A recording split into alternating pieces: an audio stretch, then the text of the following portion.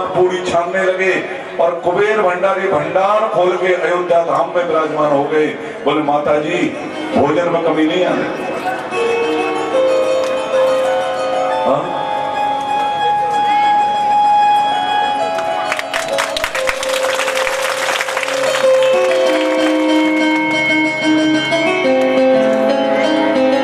श्रीमान महेंद्र सिंह चौहान एवं समस्त चौहान परिवार SKJ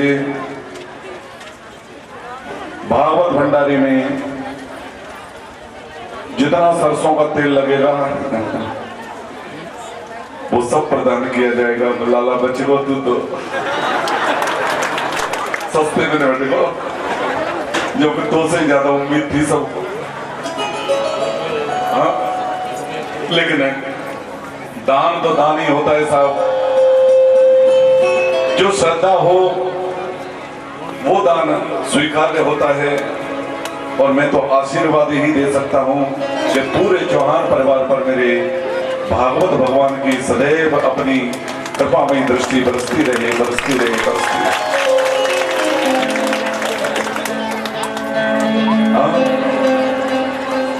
आज 15 दिन 15 रात्रि हो गए अखंड भोजन महात्मा जी का बंद नहीं हुआ बापू।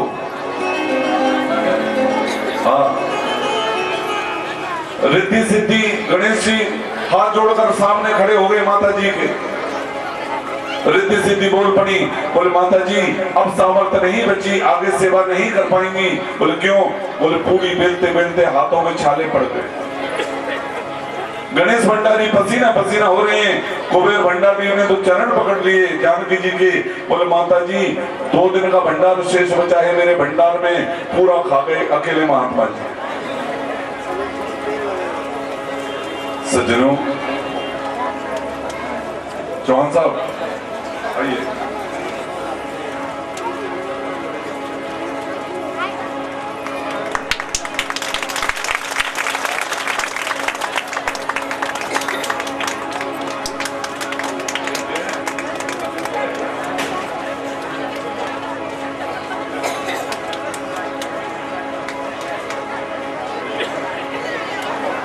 आज तो कथा कर वो मुश्किल है रही है भैया, स्वागत वारिंग पैसे। हाँ लेकिन ये भाव है, इस भाव को मैं प्रणाम कर रहा हूं। इस धर्म मंच से भाव में नियम नहीं देखा जाता है, प्रेम में सभी नियम टूट जाते हैं। तो आप सबका स्नेह है ऐसा मेरे प्रति, मेरे भाई बहन। रिद्धि सिद्धि भगवान गणेश ने हाथ जोड़ लिए। बोले माता जी अब सेवा नहीं दे सकते। और अगस्त मुनि का 17 दिन तक भोजन चला है मैया जानकी के महल में अयोध्या में। ध्यान देना, 15वां दिन जैसे ही लगा मैया जानकी आई, अगस्त मुनि से निवेदन किया। बोले बाबा सुनो तो। अगस्त मुनि कहते हैं बोले भोजन के बीच में बातचीत नहीं करते। बोले बाबा एक निवेदन करने आई हूं। बोले जल्दी बोलो। बोले भोजन के बीच बीच में पानी पी लेना चाहिए। तो अगस्त मुनि बोल पड़े, बोले मैया चिंता मत करो, बीच आएगा तो पानी भी पी लूंगा। अब मैया जानकी घबरा गई।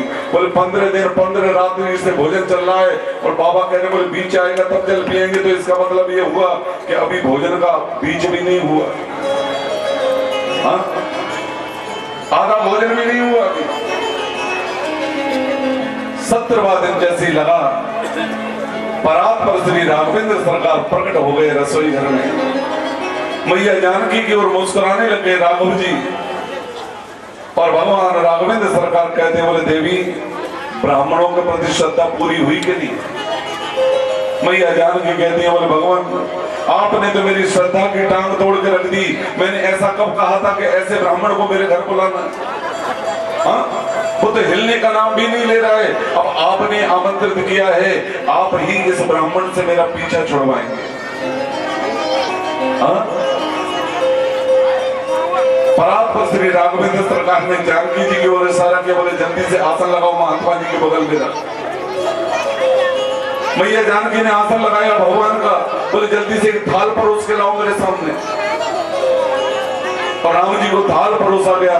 मेरे प्रभु ने उस थाल में से, पूरी में से एक टुकड़ा तोड़ा, अनेन कह के मुख में रखा और झट से थाली में हाथ धो लिए राम जी ने। और जैसे ही हाथ धोए तो अगस्त मुनि भी वहीं स्टॉप हो गए, रुक गए मेरे भाई, फिर भोजन नहीं किया अगस्त मुनि। ये नियम है संतों ब्राह्मणों की पंक्ति का। ध्यान देना मेरे भाई बहन, जब भी जीवन में कभी अवसर मिले संत और ब्राह्मण के साथ भोजन करने का, तो जब तक संपूर्ण संतों का भोजन पूरा न हो जाए बीच में हाथ नहीं धोना चाहिए। और बीच में यदि किसी ने हाथ धो लिया तो संत आगे भोजन नहीं स्वीकार करते मेरे भाई।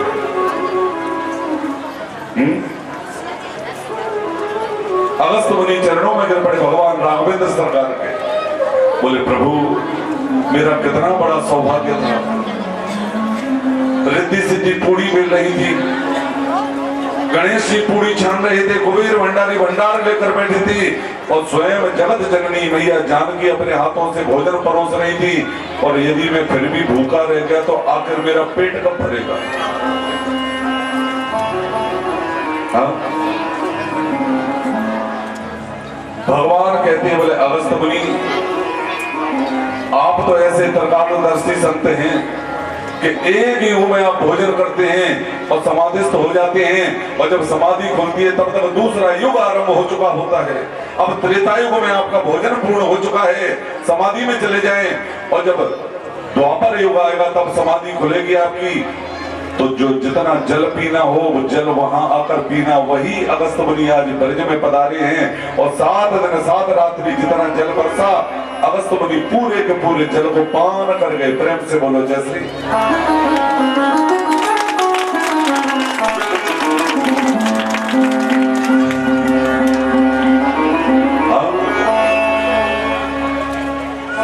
देवराजेंद्र को अपने अपराध का बोध हो गया। देवराजेंद्र मन में विचार करते हैं कि ये तो मैंने ब्रह्म का अपराध कर दिया।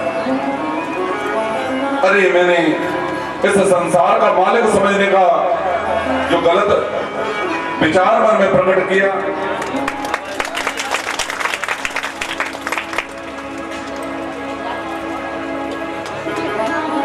परिणाम ये हुआ मेरे भाई बहन के देवराजेंद्र इंद्रलोक से ऐरावत नामक हाथी पर आरूढ़ हुए और ब्रज के लिए चल पड़े। ध्यान देना कथा पर। और जहां से ब्रज सीमा आरंभ होती है, ऐरावत से नीचे उतरे देवराजेंद्र और मुख में तर्ण धारण करके और कनक दंडवती लगाते हुए भगवान कृष्ण के चरणों में आकर लोटपोट होने लगा देवराजेंद्र।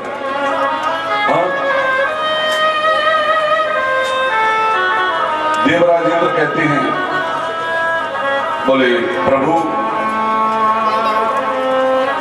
मेरी नासमझी देखिए, मेरी नादानी देखिए कि मैंने इस चराचर का, इस विश्व का सर्वस्व अपने आप को मानने का अपराध कर डाला। जहां तक प्रश्न है इस संसार के मालिक होने का, तो हे प्रभु इस संसार के, इस चराचर के स्वामी श्री कृष्ण केवल आप ही हो।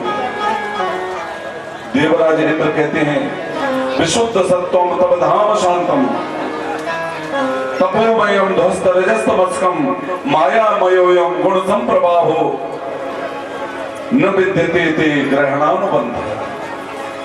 देवराज इंद्र कहते हैं, बोले हे प्रभु आपका श्री विग्रह कैसा है? बोले तमोगुण का तो इसमें श्री विग्रह में लेश मात्र भी नहीं है। तमोगुण और रजोगुण को ध्वस्त करने वाला आपका श्री विग्रह है। देवराज इंद्र कहते हैं, पिता गुरुत्वम जगताम देशो दुरत्य काल उपात दंड हिताय स्वेच्छा न तनु समीह से मानम विधन्नम जगदीश मानिना। हे प्रभु मैंने कितना बड़ा अपराध किया है आपका। मैं जानता हूं कि मेरा अपराध ये क्षमा करने योग्य नहीं है, लेकिन मैंने संतों के मुख से सुना है कि आपकी महिमा कैसी है। आप जीव के अवगुणों को तो देखते ही नहीं मेरे भाई बहन। ध्यान देना, आप सभी ध्यान दें। भगवान मेरे कभी जीव के अवगुण नहीं देखते, द्वेष नहीं देखते। और अगर भगवान अवगुण देख रहे होते जीव के तो फिर विचार करें महाराज जी, ये मनुष्य देह अवगुणों की खान है खान। अगर भगवान जीव के अवगुण देख रहे होते तो जीवन पर्यंत जीव को भगवत भक्ति सुलभ नहीं हो सकती। तो भगवान क्या देखते हैं जीव के अंदर? बोले सद्गुण देखते हैं। बोले एकाध कोई गुण मिल जाए, किसी संत का भाव है, न जाने कौन से गुण पर, न जाने कौन से गुण पर दया निधि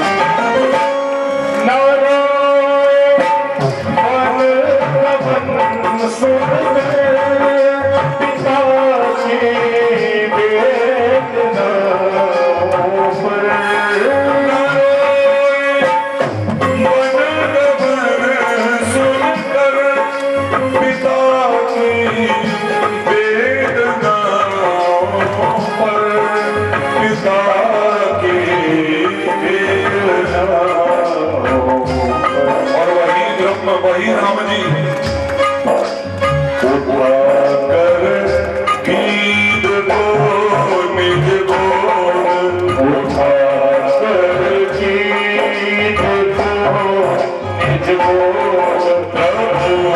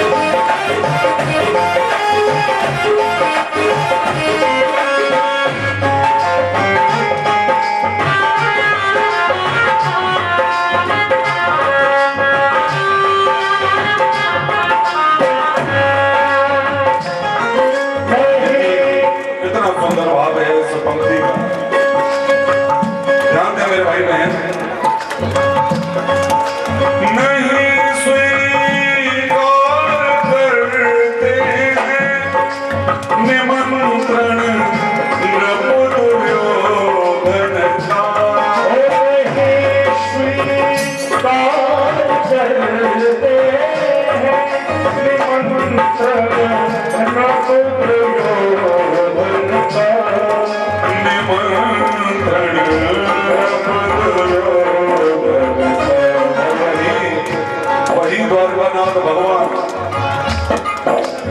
विदुर के घर में जा करके विदुर के घर में जा करके भोग छिलको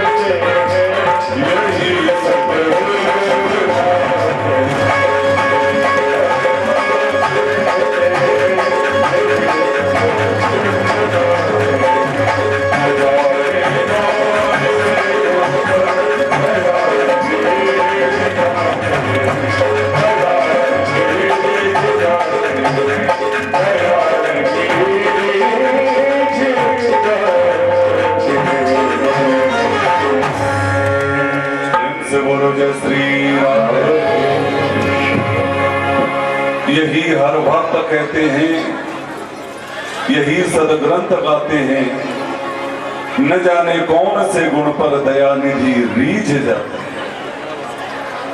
हाँ? ये मनुष्य देह है, आपकी हमारी अवगुणों की खान है, खान श्रीमान जी। अगर भगवान जीव के अवगुण देखने लग जाएं, तो जीवन पर्यंत जीव को भगवत भक्ति सुलभ नहीं हो सकती। मेरा भगवान तो जीव के अंदर केवल गुण ढूंढा करते हैं, मन ढूंढा करते हैं। सुंदर मन जिसका है बस वही रीझा करते हैं। प्रेम से बोलो जय श्री। जीवन में अधिक से अधिक मेरे भाई बहन सरल बनने का प्रयत्न करना चाहिए, सरल बनते रहना चाहिए। लेकिन आजकल सरल बनना बड़ा कठिन है। हाँ भैया, जरा सा धन हो जाए जीवन में तो धन की गर्मी हो जाती है, परिवार बढ़ जाए तो बल की गर्मी हो जाती है, वैभव की गर्मी हो जाती है।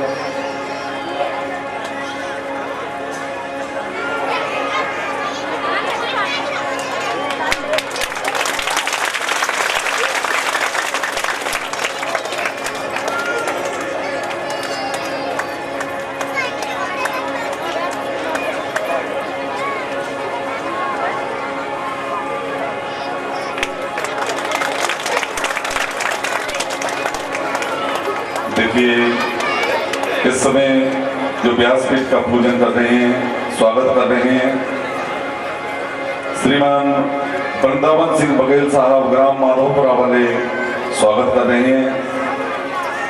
आप पहले तो जोरदार ताली बजा दीजिए, एक बार समधी साहब का स्वागत कर दीजिए ताली बजाकर। और ये मेरे अपने समधी हैं, क्योंकि रामोताल तो मेरे ही बेटा है। हाँ, ये रामोताल के ससुर साहब है, रामोताल बघेल। और चूंकि रामोताल बघेल के समधी साहब हैं, तो रामोताल के नहीं, आपके हम सबके ही समधी साहब हैं। तो मैं चाहता हूं एक बार और ताली बजा दें।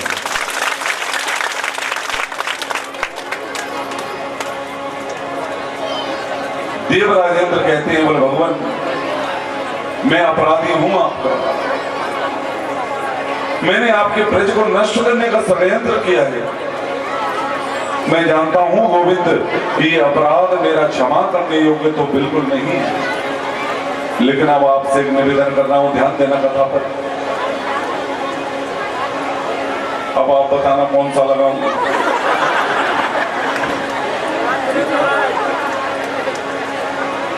एक सिद्धपुरा पड़ता है डबरा के पास में, पूरा गुर्जर ठाकुरों का गांव है सिद्धपुरा।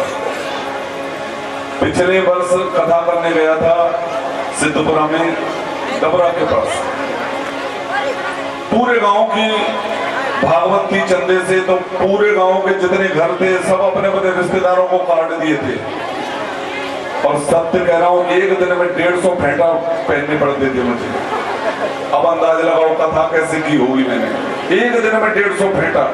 लास्ट में फेंटाओं की पूरी दुकान इतनी ऊंची हो गई थी, प्रेम से बोलो जैसे।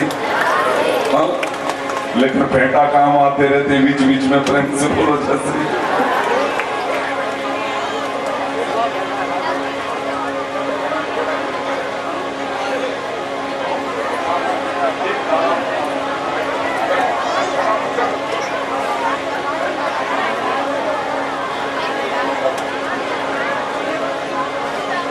महेंद्र भैया की जय हो। हमारे बड़े भाई साहब श्री महेंद्र सिंह यादव साहब व्यासपीठ का स्वागत करने आए हैं।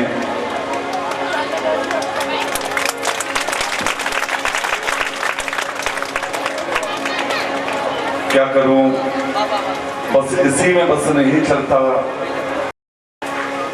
हाँ, मेरा बेटा भी आ गया है कुलदीप। मैं सत्य बता रहा हूं, दा भाई के जाने से ये मान लीजिए कि मेरा हाथ एक टूट गया। दा भाई से मेरा व्यक्तिगत इतना आत्मीय लगाव था। ये कुलदीप बेटा है, सुनहरे पर पिछले वर्ष से कथा चल रही थी। दा भाई और मेरी भाभी मां दोनों नित्य प्रति नियम से 7 दिन कथा सुनी, जैसे मैं नियम से रहता हूं उस नियम से रहकर। ग्वालियर मुरैना आप आसपास क्षेत्र में जहां भी कथा होती थी, दा भाई एक दिन के लिए अवश्य पहुंचते थे। और उन्होंने मेरे साथ तो धोखा कर दिया, जो अचानक इस भाई को, छोटे भाई को छोड़कर चले गए। और सत्य कहता हूं, उस समय कथा में थे हम लोग। जब समाचार मिला मुझे, तो इस धर्म मंच से कह रहा हूं, जितना मेरे पिताजी महाराज के स्वर्गवास में मुझे दुख हुआ, उतना ही दुख मेरे दादा भाई के जाने पर हुआ मुझे। लेकिन प्रार्थना कर रहा हूं मैं भागवत भगवान से कि मेरे दादा भाई की आत्मा को सदैव शांति प्रदान करना, अपने चरणों में मेरे दादा भाई को स्थान प्रदान करना। उनके सड़बाऊ चौहान साहब ने कथा कराई थी 2 साल पहले इकहरा में, तो स्वास्थ्य गड़बड़ था कि बैठ भी नहीं पा रहे थे। दा भाई कुलदीप दिखा के लाया था जयपुर से। मैंने फोन से आग्रह किया, दा भाई ने बोले गुरुजी मैं जरूर आऊंगा। और पलंग तख्त लगवा दिया था मंच के बगल में। 7 दिन लेटे लेटे दा भाई ने कथा सुनी थी। वो इतना प्रेम था। मैं चाहता हूं आप सब लोग एक बार ताली बजाते हैं मेरे दा भाई के लिए, राजेंद्र सिंह यादव साहब।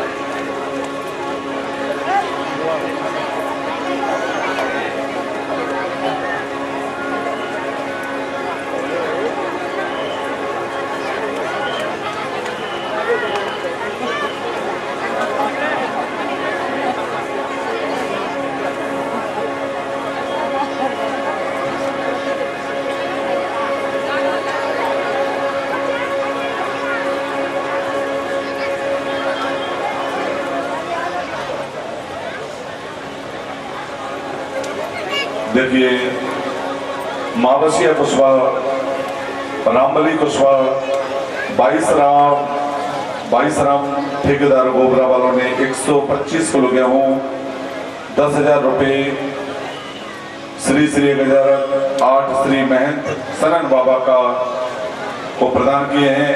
5100 रुपए श्री राम सिंह जी के लड़का की ओर से प्राप्त हुए हैं। और 7,111 रुपए राम कुमार मरैया साहब, रामरूप मरैया, परसोत्तम मरैया गोबरा वालों की ओर से प्राप्त हुए हैं। 550 रुपए गब्बर हलवाई चकपुरा वालों की ओर से। 5100 रुपए मुरारी गौड़ गोबरा वालों की ओर से। 5100 रुपए मोहन सिंह लोहे, बीरेंद्र सिंह देव सिंह भूरा गोबरा की ओर से 3100 रुपए, छोटे लाल मास्टर गौड़ साहब गोबरा वालों की ओर से 2100 रुपए, श्री मुनि शंकर महंत साहब गोबरा वालों की ओर से 1100 रुपए, श्री सरवण कुशवाहा जरैना वालों की ओर से 2100 रुपए, रामेंद्र सिंह यादव गोबरा वालों की ओर से 500 रुपए, केदार यादव भवरेचा वालों की ओर से 1100 रुपए, रामदीन डॉक्टर नंदू कुशवाहा गोबरा वालों की ओर से 1100 रुपए, रामोतार सनोप रमेश राजवीर सनोप रामहेत चक्कपुरा वालों की ओर से 3100 रुपए, रामकृष्ण सनोप मानंद कुशवाहा गोबरा वालों की ओर से 7100 रुपए, रामकृष्ण सपरिवार चक्कपुरा वाले और 500 रुपए मुरारी कुशवाहा सनोप भागचंद गोबरा वालों की ओर से प्राप्त हुए हैं। आप सभी जोरदार ताली बजाकर परिदानदाताओं का स्वागत करें।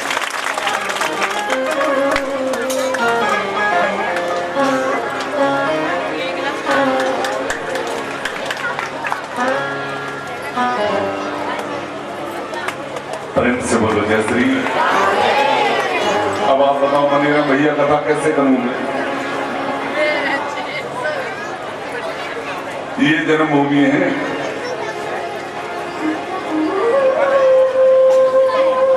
इतना चंदा और दान हो चुका है कि 3 कथा और हो जाएगा।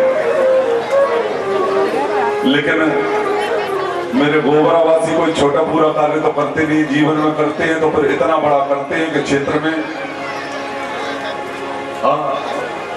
25 से 30 हजार भंडारे की व्यवस्था चल रही है और लगभग इतना दान इकट्ठा हो चुका है कि ऐसे ऐसे 3 भंडारे और हो जाएं हनुमान जी की कृपा से, तो भी मुझे लग रहा है कि खेरे में कमी नहीं पड़ने वाली, क्योंकि दान दाता एक से एक मन और दिल खोल कर दान कर रहे हैं मेरे भाई बहन। और भागवत भगवान समस्त दानदाताओं के परिवार पर अपनी महती कृपा बरसाते रहे, बरसाते रहे, बरसाते रहे। प्रेम से बोलो जय श्री।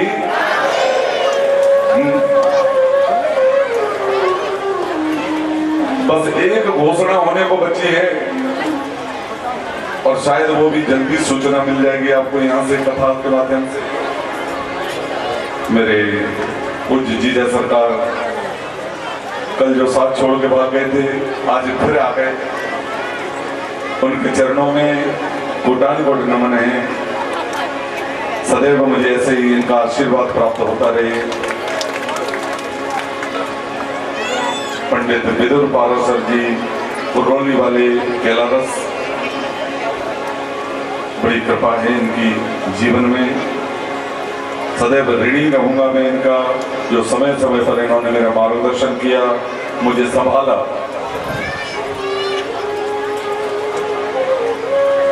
तो निवेदन केवल इतना था, आप सभी से ध्यान देना कथा पर। ब्रह्मा जी ने भगवान के ग्वाल वाल और बछड़ी चुराई। बुजुर्ग ध्यान दें कथा पर।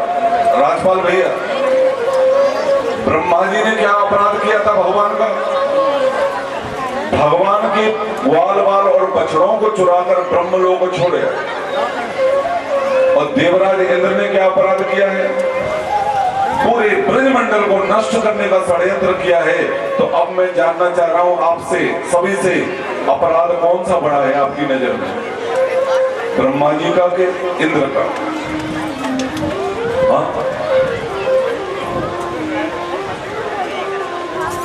मालक जी, अपराध देवराज इंद्र का बड़ा है कि ब्रह्मा जी का बड़ा है? नरेंद्र पंडित,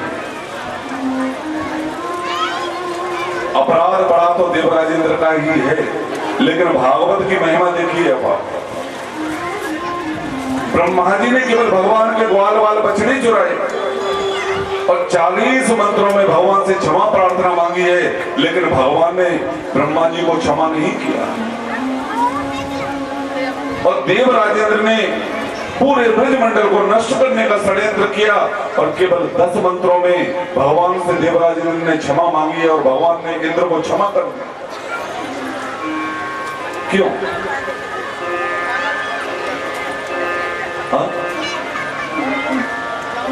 रिंकू भैया मानते हैं अपराध तो बड़ा देवराजेंद्र का ही है, लेकिन ब्रह्मा जी को क्षमा क्यों नहीं किया मनीराम भैया? क्यों? क्योंकि सतयुग, त्रेता, द्वापर, कलयुग, इसे एक चतुर्युग कहते हैं, ध्यान देना। और सतयुग, त्रेता, द्वापर, कलयुग ये 4 बार परिवर्तित हो जाते हैं, इसे एक चतुर्युग कहते हैं। हाँ? और जब एक चतुर्युग व्यतीत होता है तब एक इंद्र बदल जाता है और ब्रह्मा जी की केवल एक रात्रि मानी जाती है। तो इसी से अंदाजा लगा लो ब्रह्मा जी का पद कितना बड़ा हो। भगवान ये संदेश देना चाहते हैं संसार को, माई बाप, कि ब्रह्मा जैसा महत्वपूर्ण पद जो घर का पूरी सृष्टि का मुखिया है, और यदि घर का कोई प्रमुख व्यक्ति, बड़ा व्यक्ति ही चरित्रहीन हो जाए सरकार, तो घर वाले जो अन्य सदस्य हैं उसी का अनुसरण करके वो भी चरित्रहीन हो जाएंगे। हाँ? इसलिए ब्रह्मा जी को क्षमा नहीं किया, ब्रह्मा जी की ओर से मुख फेर लिया भगवान ने। और आज देवराज इंद्र ने 10 मंत्रों में क्षमा मांगी तो भगवान ने क्षमा कर दिया। और देवराज इंद्र से बोल पड़े, बोले जाओ देवराज, स्वर्ग का सुख और वैभव प्राप्त करते रहो, चले जाओ। देवराज इंद्र भगवान कृष्ण के चरणों में गिर पड़े, बोले प्रभु अब आपके इस माधुर्यमयी झांकी के दर्शन करने के पश्चात स्वर्ग के सुख वैभव प्राप्त करने की लालसा नहीं रही मन में। अब तो यही चाहता हूं कि गिरिराज भगवान की तलहटी के किसी कोने में पड़ा और दिन रात आपके नाम का भजन करता रहूं। ये देवराज इंद्र कह रहा है। देवराज इंद्र कह रहे हैं कि मेरे मन में केवल एक आस बची है शेष, और वो आस क्या है? लगे रही आस करूं ब्रजवास तलहटी गोवर्धन की, आस करूं ब्रजवास तलहटी गोवर्धन की,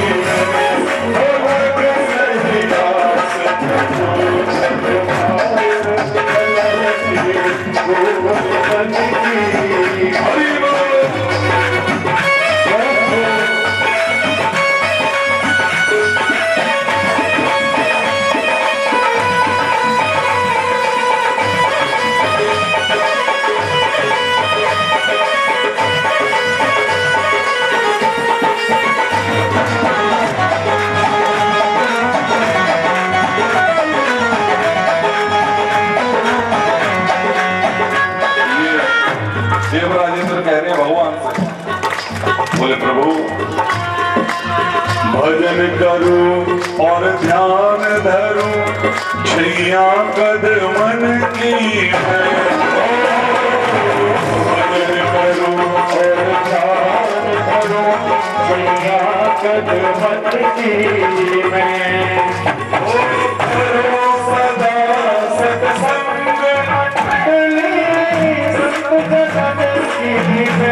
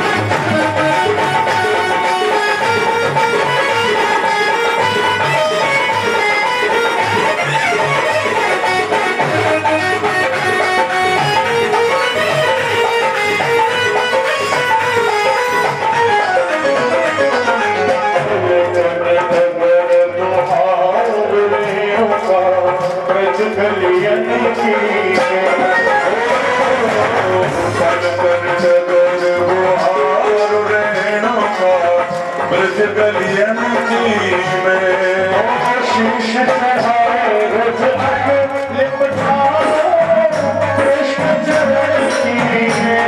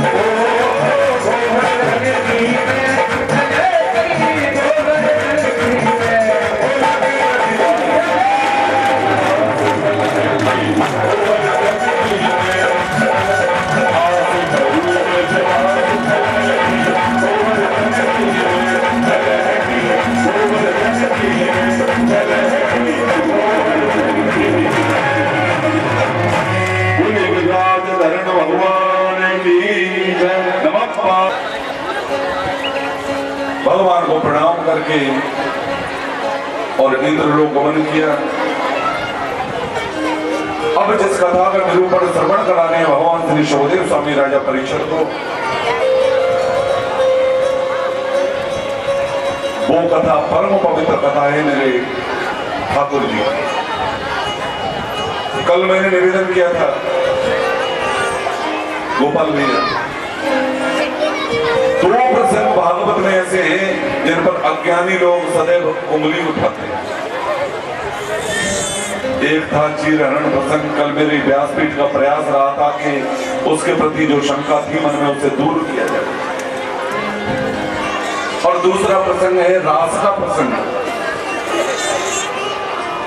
इस रास क्रीड़ा पर भी लोग जो अज्ञानी लोग हैं, कलयुगी दृष्टि रखने वाले लोग हैं, वो उंगली उठाते हैं कि कृष्ण का अवतार हुआ था धर्म की रक्षा के लिए, और उन धर्म रक्षक धर्म संस्थापक कृष्ण ने किन्हीं पराई स्त्रियों के साथ निर्जन वन में रात्रि में रास क्रीड़ा क्यों की? हाँ? तो मेरी व्यासपीठ का आज भी इस प्रसंग पर प्रयास रहेगा कि भगवान के इस महारास लीला में जो मन में शंका बैठी है उसे सबसे पहले दूर किया जाए, तब आपको मैं दर्शन कराऊं रास लीला। स्वामी श्री हरिदास महाराज का नाम सुना होगा वृंदावन में आपने। बहुत बड़े संत हुए हैं, और इतने बड़े संत हुए गोपाल भैया, बांके बिहारी के जिनके दर्शन करने यहाँ पर हम जाते हैं वो स्थापित देवता नहीं है वृंदावन में, नरेरी पंडित जी। स्वयं श्री हरिदास महाराज ने अपने भक्ति के बल पर बांके बिहारी को प्रकट किया है। साक्षात प्राकट्य देवता है, ना कि स्थापित देवता। और उन स्वामी श्री हरिदास महाराज ने 7 पंक्ति लिखी हैं कि संसार का जीव यदि भगवान की इस रास लीला में प्रवेश करना चाहता है तो सबसे पहले इन 7 पंक्तियों के आधार पर अपना जीवन यापन आरंभ करे, तब कहीं 7वीं बार में जीव को भगवान की रास लीला में प्रवेश करने का अधिकार मिलता है। ये 7 पंक्तियां कौन सी हैं? प्रथम सुमिर भागवत भगवत भक्तवाणी, द्वितीय आराधे व्यास नव भांति बखानी, तृतीय करे गुरु समझ दक्ष सर्वज्ञ रसीलो, चौथे होई विरक्त बसे बन राज बसी, पांचे भूले देह सुध तब छठे भावना रास की, साते पावे रीति रस श्री स्वामी हरिदास की। बहुत ध्यान देना मेरे भाई बहन, खासकर बुजुर्ग लोग। प्रथम सुमिर भागवत भगवत भक्त वाणी। संसार का प्रत्येक जीव जो रास लीला में प्रवेश करना चाहता है उस जीव को सबसे पहले भागवत कथा सुननी पड़ेगी। क्यों? क्योंकि भक्तों के मुख से गाई हुई ये भगवान की मंगलमयी कथा है। द्वितीय आराधे व्यास नव भांति बखानी। दूसरी बात है जो श्रीमद् भागवत में नवदा भक्ति का निरूपण किया है बाबा वेद व्यास जी ने, वो क्या है? श्रवणम कीर्तनम विष्णु स्मरणम पाद सेवनम अर्चनम वंदनम दास्यम सख्यम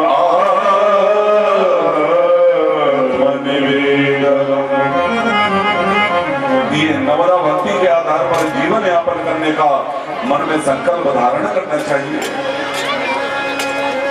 तृतीय करे गुरु समझ। तब तीसरी बात है मेरे भैया मेरी मैयाओ, जीवन में गुरु को होना परम आवश्यक है। हाँ। यदि आप और हम जब तक गुरु मुख नहीं हुए हैं, गुरु दीक्षा प्राप्त नहीं की है, तो भागवत में तो यहां तक वर्णन है। आप और हम चाहे 4 धाम यात्रा कर ले, दान तप यज्ञ कुछ भी कर ले, निगुरे के हाथ से परमात्मा सेवा ही स्वीकार नहीं करता। इसलिए जीवन में गुरु का होना परम आवश्यक है। हाँ, जिस पर श्रद्धा प्रकट हो जाए मेरे भाई बहन, बस उसी के चरण पकड़ लीजिए, उसी को जीवन में गुरु अपना लीजिए। और गुरु कैसा होना चाहिए जीवन में? दक्ष होना चाहिए, सर्वज्ञ होना चाहिए। दक्ष सर्वज्ञ कैसा? गुरु ऐसा होना चाहिए, सरल होना चाहिए, सहज होना चाहिए कि जब चाहे तब अपनी समस्या लेकर गुरु जी के पास पहुंच सके। हाँ, जब संसार में कोई मार्ग आपको दिखाई नहीं पड़ रहा हो, उलझ गए हो कहीं, तो गुरु जी के सामने पहुंच जाएं। ऐसे सरल गुरु चाहिए। लेकिन मुझे तो दुख होता है मेरे भाई बहन, और मर्यादा है व्यासपीठ की, नाम नहीं लूंगा किसी का। आजकल चेला बनाने का भी फैशन सा चल पड़ा है। प्रेम से बोलो जय श्री। हाँ, आजकल के लोग, आजकल के गुरु बोले जितने ज्यादा चेला होंगे उतना ही ज्यादा नाम होगा। नहीं मेरे भाई, माइक पर ही गुरु मंत्र प्रदान करते हैं। हाँ? और गुरु मंत्र का नियम क्या है? तीसरे दिन कहा था मैंने, गोपनीयम गोपनीयम गोपनीयम प्रयत्न तब। गुरु मंत्र को आप जितना गोपनीय करके जाप करोगे, गुरु मंत्र जीवन में उतना ही प्रभावी होता है। और यदि गुरु मंत्र आपका दूसरे ने सुन लिया अथवा आपने बता दिया, उसी क्षण गुरु मंत्र का प्रभाव समाप्त हो जाता है। अब जो माइक पर गुरु मंत्र दे रहे हैं, 4 नाम बोल दिए उन्होंने, बोले इनमें से अपना अपना छांट लो, तो वो चारों तो सबने ही सुन लिए। अब वो गुरु मंत्र का प्रभाव करेगा जीवन में, आप ही विचार करने मेरे भाई बहन। मजाक बना रखा है भारतीय संस्कृति को मेरे भाई। हाँ, ऐसे गुरुओं की भी विडंबना है इस समय। आप सब जानते हैं कि जो माइक पर गुरु मंत्र देने वाले हैं इस समय वो कहां हैं? जहां होना चाहिए वही हैं। प्रेम से बोलो जय श्री। और कुछ गुरुओं का उद्देश्य केवल ये होता है, ये गुरु खड़े बाजार में हमसे दीक्षा ले। रघुवीर भैया, गुरु खड़े बाजार में हमसे दीक्षा ले, स्वर्ग जाओ चाहे नरक जाओ, हमको पैसा दे। केवल ये उद्देश्य बचा हुआ है, इसलिए धोखे में मत रहना। गुरु जीवन में दक्ष और सर्वज्ञ होना चाहिए, जो गुरु स्वयं अपना कल्याण कर सके और शिष्य का कल्याण कर सके। जीवन में गुरु सरल और सहज ऐसा ही होना चाहिए। गुरु बिन भवन दितारे न कोई, जो बिरंज शंकर सम। वो स्वामी जी तो पहले ही निवेदन कर चुके हैं, ब्रह्मा विष्णु महेश जैसा ऐश्वर्यशाली क्यों न हो जाए यहाँ पर हम, उनका भी बगैर गुरु के जीवन में काम नहीं चलने वाला। हाँ, इसलिए प्रत्येक वैष्णव का जीवन में गुरुमुख होना परम आवश्यक है। तभी हम भगवान के परम वैष्णव भक्त कह सकते हैं अपने आप को। हाँ, पांचे भूले देह सुध, तब छठी भावना रास की। 5वीं बात है मेरे भाई बहन, जब तक मैंने ऐसा किया, मैंने चंदा किया, मैंने खीर बनवाई, मैंने बूंदी बनवाई, मैंने डालडा दिया, मैंने घी दिया, मैंने शक्कर दी, मैंने आटा दिया, जब तक ये मैं शब्द है अभिमान का, ये हृदय से नहीं जाएगा, जब तक तब तक जीवन में कुछ नहीं मिलने वाला। आप सूखे हाथ ही रह जाओ, खाली हाथ ही रह जाओ। हाँ, जब मैं था तब हरि नहीं, अब हरि है मैं नाए, प्रेम गली अतिसाकरी जा मैं तो न समय। पहले अभिमान को परित्याग करना पड़ेगा, तब भगवान उस हृदय में रूपी मंदिर में झांकेंगे आपके। और यदि शुद्ध बुद्ध पवित्र मिला तो आकर ठाकुर जी उसमें विराजमान भी हो जाएंगे। यदि अपवित्र रहा, काम क्रोध मोह लोभ ईर्ष्या रूपी विकार इस हृदय में विराजमान रहे, तो भगवान तो फूटी आंख भी उस हृदय की ओर देखा नहीं करते। प्रेम से बोलो जय श्री।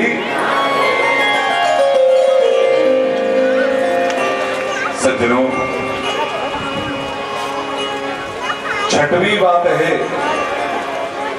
सदैव वृंदावन में वास करने का मन में संकल्प धारण करना चाहिए। हाँ, स्वामी श्री हरिदास महाराज ने 7 लाइन लिखी है।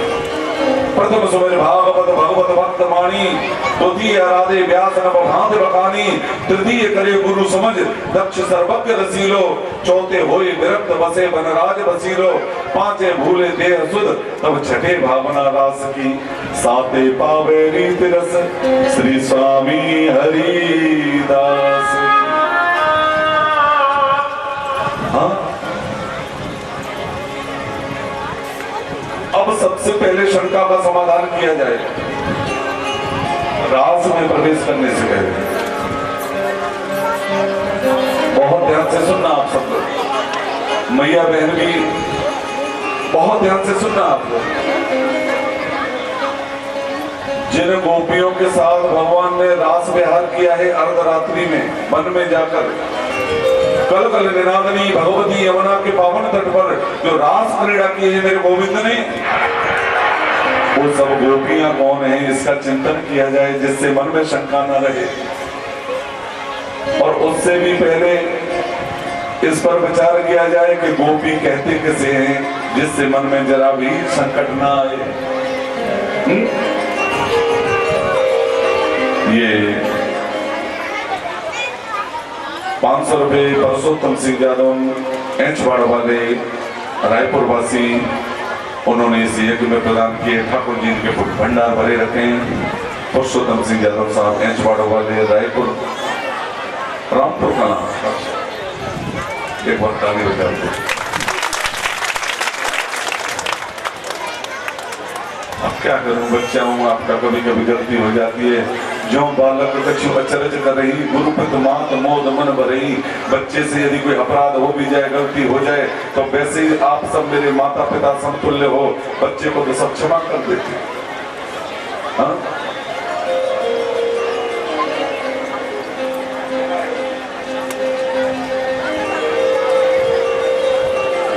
हमारे दादा भाई कह रहे हैं, राम कुमार भैया बोले कैंचवाड़े की भी नहीं है, रामपुर की। हाँ, मैंने उसमें लिखा था, वही पढ़ दिया हमने, तो भैया से पहचान तो है ना है। आप जो लिख के दे दोगे भैया मैं बोल देंगे, और मेरी गलती तो कुछ है ना है। और फिर भी अगर गलती नजर आ रही हो तो आप अपना भाई बेटा समझ के मुझे विश्वास से क्षमा भी करते जाओ। तो सबसे पहला प्रश्न है मेरा आप सभी से, मैया बहन ध्यान दें आप, गोपी कहते किसे, जिससे शंका न रहे मन। व्हाट इज द गोपी? ये गोपी कौन है? कुलदीप बाबू। तो गो माने इंद्रिय, 5 ज्ञानेन्द्रिय, 5 कर्मेंद्रिय, 1/10वां मन, ये प्रत्येक इंद्रिय। गो माने इंद्रिय और पी माने पीना। समझ में आया? गो माने इंद्रिय, आपकी हमारी जो 5 ज्ञानेन्द्रियां हैं, जैसे नेत्र, कान, जिह्वा, मुख, रस, और ये क्या कहें इसको, स्किन बोल रहे हैं, चमड़ी बोलने में ठीक नहीं लग रहा है, स्किन है ना। ये 5 ज्ञानेन्द्रियां, 5 कर्मेंद्रियां और 1/10वां मन। ये प्रत्येक इंद्रिय, आप और हम अपनी प्रत्येक इंद्रिय से जो कृष्ण रस का पान करते हैं, बस उसी को गोपी कहा गया है मेरे भाई बहन। ना किसी स्त्री का नाम गोपी है, ना पुरुष का नाम गोपी है, इसलिए किसी धोखे में मत रहना, प्रेम से बोलो जैसे। और जहां तक प्रश्न है कि जिन गोपियों के साथ रास विहार किया है मेरे भगवान ने, वो सब गोपियां कौन है भैया? तो जब राम जी 14 वर्ष के लिए दंडक बन गए, तो हजारों वर्ष आयु के संत उस वन में भजन कर रहे थे, और जानकी जी को साथ देखा मेरे प्रभु के, तो इन संतों के मन में एक भाव प्रकट हुआ, यदि हम भी स्त्री रहे होते तो आज रघुवर की सेवा करने का अवसर हमें भी मिलता। इन संतों के मन में भाव आया। राम जी ने मन ही मन संतों से, दंडक वन वाले संतों से निवेदन किया, बोले प्रभु मेरा मर्यादा पुरुषोत्तम अवतार है, इस समय आपकी अभिलाषा पूर्ण नहीं कर सकता। आप दंडक वन वाले समस्त संत द्वापर में जब कृष्ण अवतार लूंगा, ब्रज में गोपी भाव से पधारना, आप सब संतों की कामना वही पूर्ण करूंगा। तो वो दंडक वन वाले संत ही गोपी बनकर आए, कोई स्त्री नहीं है। वो संत ही गोपी बनता है। और कौन है ये गोपियां? बहुत ध्यान से सुनना। जब समुद्र मंथन चल रहा था, बासुकी नाग की रस्सी बनाई, मंदराचल पर्वत की रई बनाई गई। और जब बासुकी नाग की रस्सी और मंदराचल पर्वत की रई बनी और दैत्य और देवताओं ने घर्षण किया, समुद्र मंथन आरंभ किया, तो ये मंदराचल पर्वत नीचे समुद्र में धसकने लगा। तो भगवान ने कच्छप रूप, कछुआ का रूप धारण करके और इस मंदराचल पर्वत को अपनी पीठ पर धारण किया। और जैसे ही मेरे गोविंद जल में अंदर गई, तो जितनी मत्स्य कन्याएं थी वो भगवान के सौंदर्य पर मोहित हुई। भगवान ने निवेदन किया इन मत्स्य कन्याओं से, बोले देवियों आप गोपी भाव से पधारना ब्रज में, तब आपकी कामना पूर्ण करूंगा। तो वो मत्स्य कन्याएं ही गोपी भाव में आज भगवान की सेवा करने के लिए प्रकट हुई है ब्रजमंडल में। इसलिए शंका मत करना, प्रेम से बोलो जय श्री।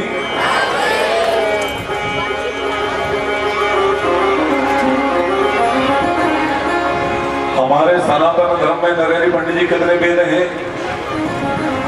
4 वेद हैं, ऋग्वेद, यजुर्वेद, अथर्ववेद और सामवेद। बहुत ध्यान से सुनना, इतने डिटेल्स में मैं कहीं नहीं जाता कथा में। और जगह तो 4 साढ़े 4 घंटे में, क्योंकि समय ही नहीं होता शहरों में लोगों के पास। बोले महाराज जी वो टाइम फिक्स दे देते हैं, बोले 4 साढ़े 4 घंटे में आरती हो जाना चाहिए महाराज। तो हमारे सनातन धर्म में 4 वेद हैं और इन चारों वेदों में 3 कांड हैं, ज्ञान कांड, उपासना कांड और महाराज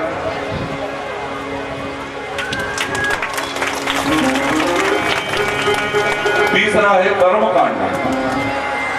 4 वेदों में 3 कांड हैं, उपासना कांड, ज्ञान कांड और कर्म कांड। इन तीनों कांडों के मंत्रों को गिनोगे मेरे भाई बहन तो 16,108 होते हैं। और यही सब गोपी भाव में बनकर आज ब्रज में ठाकुर जी की सेवा करने आई हैं। तो जो गोपियां हैं वो कौन है? ये संत हैं, कुछ गोपी संत हैं, कुछ मत्स्य कन्याएं हैं, कुछ वेद मंत्र ही गोपी बनकर आई हैं।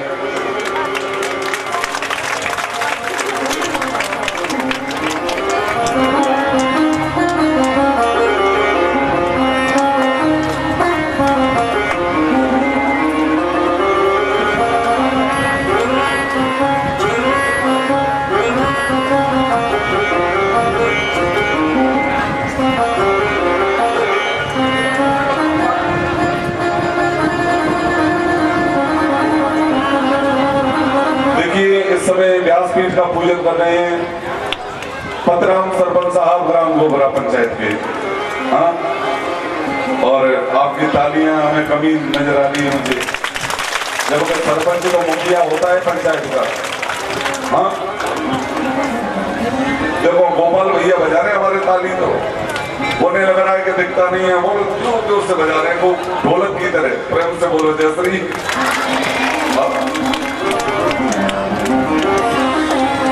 बोली वृंदावन बिहारी लाल की जय जय श्री राम। इन समस्त गोपियों के अलग अलग विभाग हैं, कुछ मत्स्य कन्याएं, कुछ दैत्य कन्याएं, कुछ वन में रहने वाले संत, कुछ स्वयं सिद्धा, कुछ साधन सिद्धा। और ये सब गोपियां गोपी ये भाव मन में लेकर और आज कृष्ण से मिलन कर बेकेताई और ब्रज मंडल में पधारी हैं। प्रेम से बोलो जय श्री। आज प्रथम बार भगवान कृष्ण ने कल निनादनी भगवती यमुना के पावन तट पर खड़े होकर और अपनी वेणु का निनाद किया, बांसुरी बजाई मेरे भाई।